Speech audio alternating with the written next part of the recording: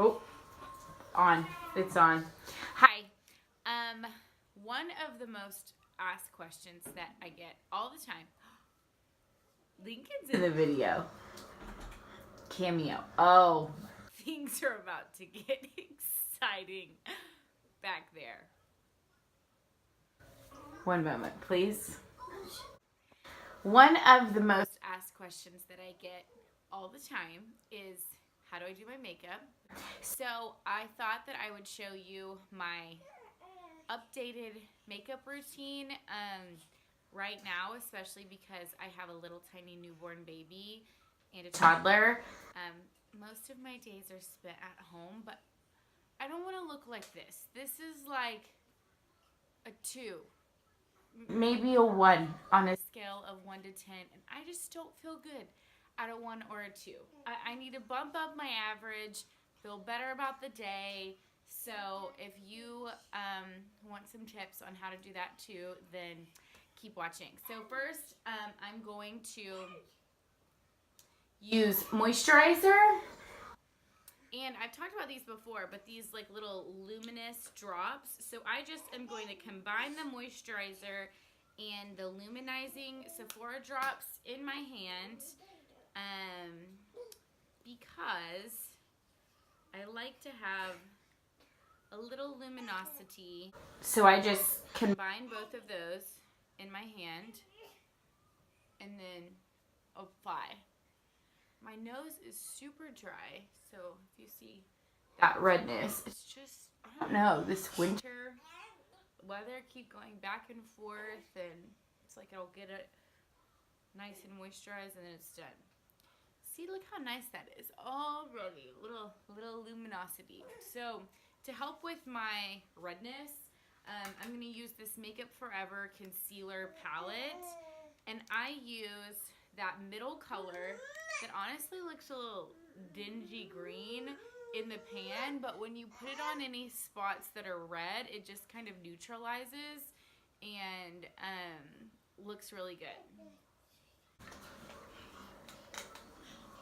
So it just neutralizes any redness. So I just kind of go around my nose. I did the little spots over here, sometimes underneath my chin, because that's like an actual concealer, not a highlighting under eye concealer. So skin's looking all right.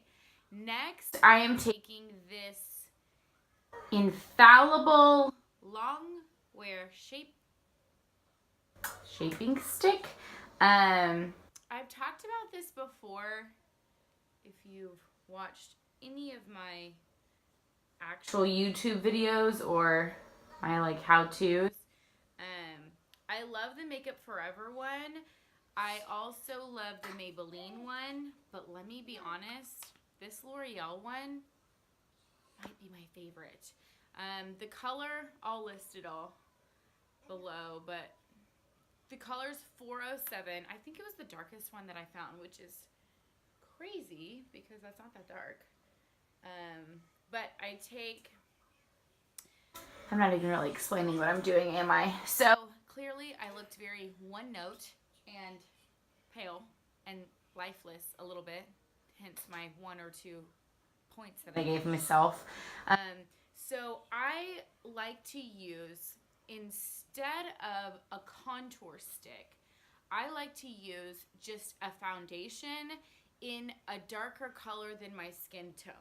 The reason being is that contour, products that are labeled contour, typically are like an ashy gray color because the intention is that you use those to kind of set your face and almost use this as under layer and then put powder and bronzer and all of these other stuff on top of it. Well, us normal people who don't have time to do 1 million steps like that end up with this gray looking contour, and it's just not cute. So if you use a foundation in a darker color than your own, it's typically warmer because people's skin tones just naturally have that warmer tone to them. So I prefer that.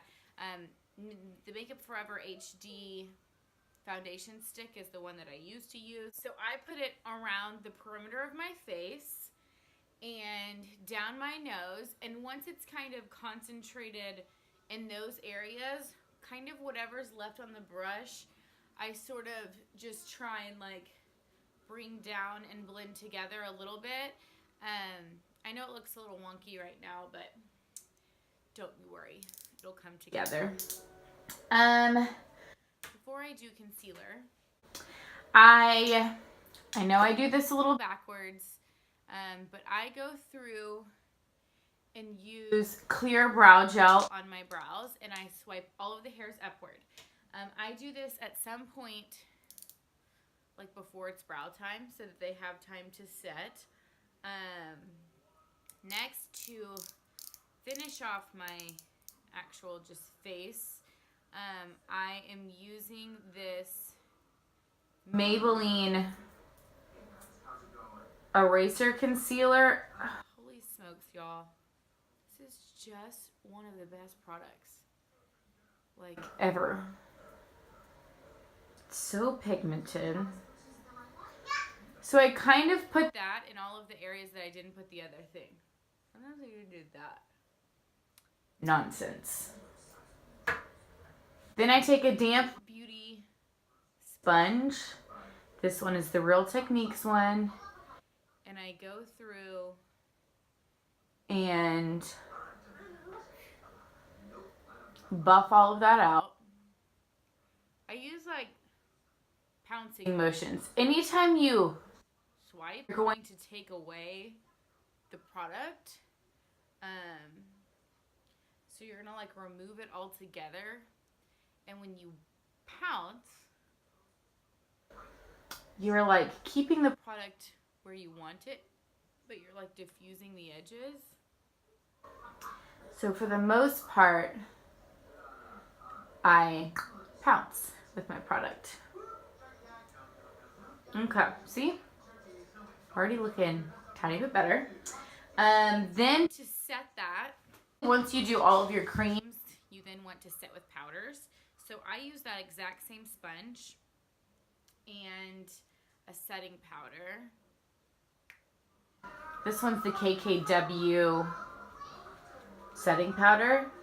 And I literally just dab.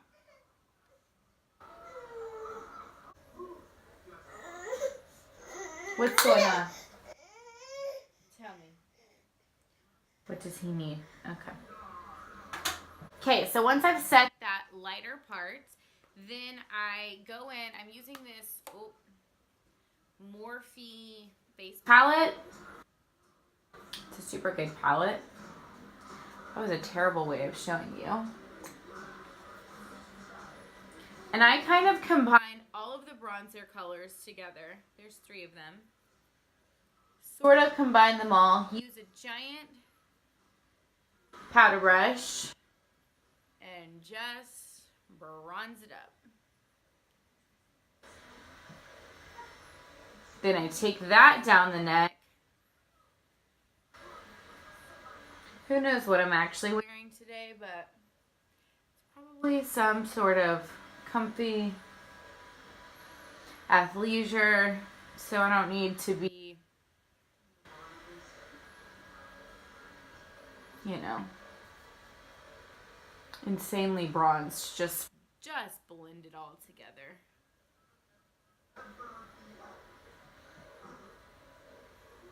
Using the corner of that to just kind of add a little dimension to my eyes. Then I like to use the highlight that's in here before I do blush. I know that's kind of also backwards. People normally do this at the very end, but I just want to give my skin a little luminosity, not be like, you know, beaming to the roof with some highlight. Next is brows. I'm using the brow definer. I go underneath, make a clean edge, work my way up to the arch, extend the tail of my brow, and then fill in the top.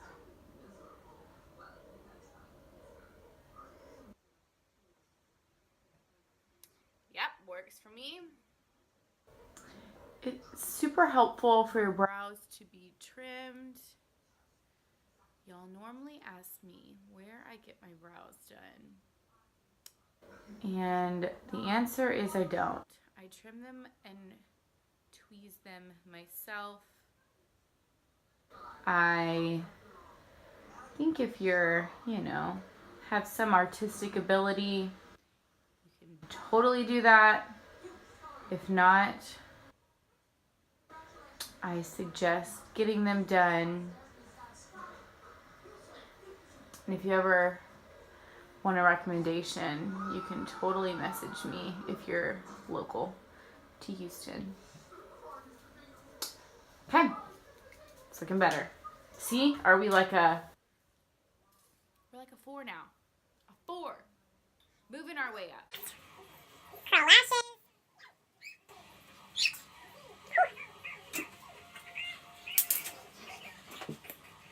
I'm using L'Oreal Voluminous Lashes. It's one of my absolute favorite mascara.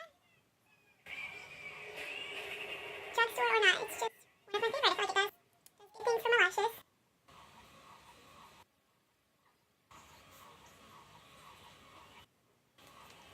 Okay. I like to use a little blush.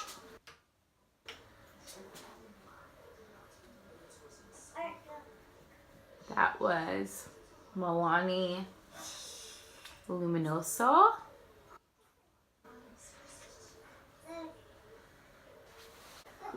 Lips, I'm using Morphe Liner.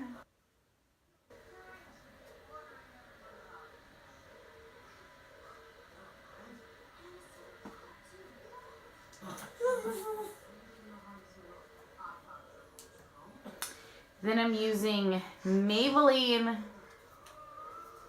their Super Stay Matte. I love this, especially for like non-going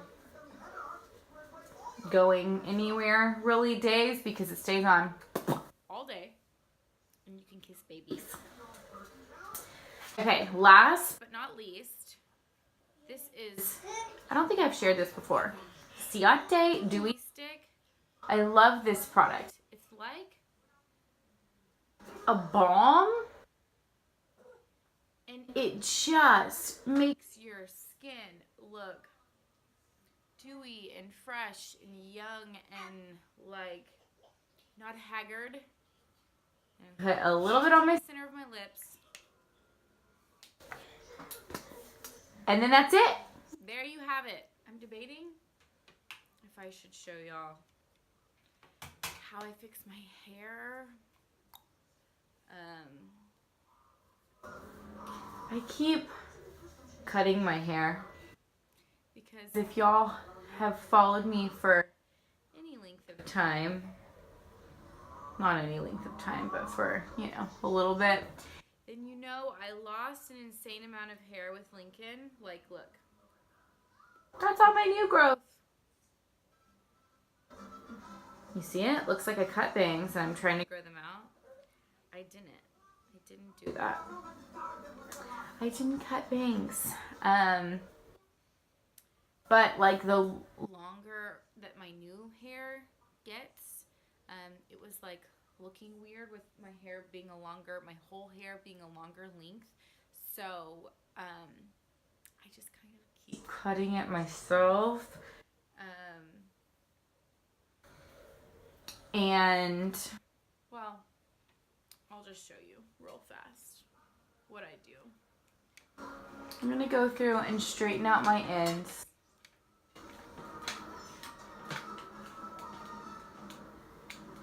And kind of give that some tame. This obviously isn't for everyone, but so I lost a bunch of hair with Lincoln postpartum, and primarily, I mean, it's all over my whole head, but you can really notice in the front.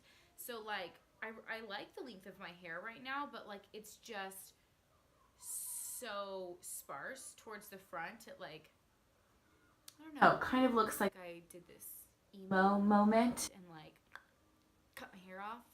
And I didn't, you know. I want to look like a cute mom, not an emotional teen. Not that there's anything wrong with that. So I have been using two two-piece wefts, and I literally, this is how I've been wearing my hair, kind of nonstop. I go underneath my part line on both sides, clip it in, and then I kind of work with what I have of my own hair. I have cut these so they are like gradually longer than my real hair. So it gives me like that angled lob vibe. But I normally have to kind of retrain the little front guys and give the back guys just a little bend, a little zhuzh with my straightener. And that's why I straighten the bottom back here to like help my length be closer.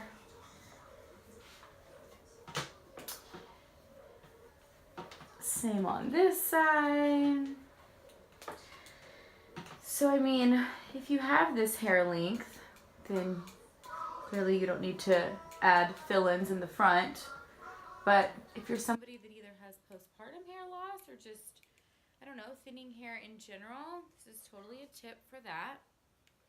And what's nice is that you can keep those, I